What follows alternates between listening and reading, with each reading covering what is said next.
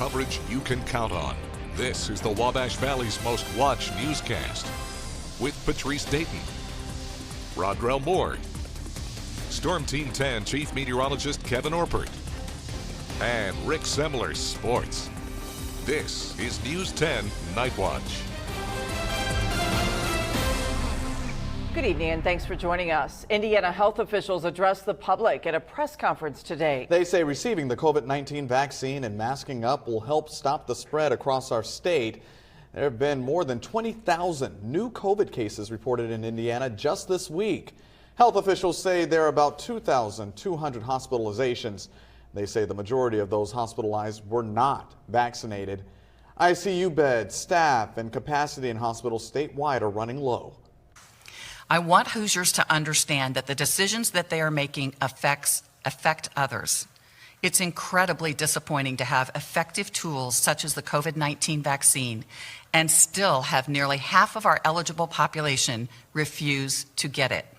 For more COVID-19 updates and status of vaccination rates, go to our website, WTHI-TV.com.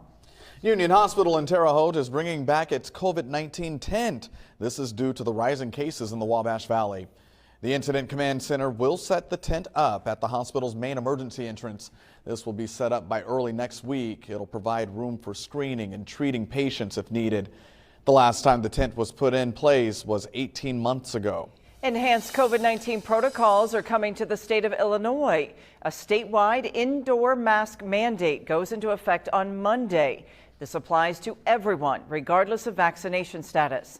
There's also a new COVID-19 vaccine requirement. It applies to healthcare workers, pre-K through 12 teachers and staff members, as well as higher education personnel and students. Employees in these settings who do not receive the vaccine have to be tested at least once a week. The federal eviction moratorium ends at the end of the month, and efforts to extend the ban have been struck down. The U.S. Supreme Court today voted in favor of removing the federal moratorium put in place by the CDC.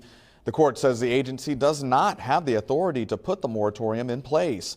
And as for now, the federal hold on evictions will be lifted at the end of September. A major hurricane is taking aim at southern states along the Gulf of Mexico. Coming up, see how a group of Hoosiers is lending a helping hand ahead of the storm.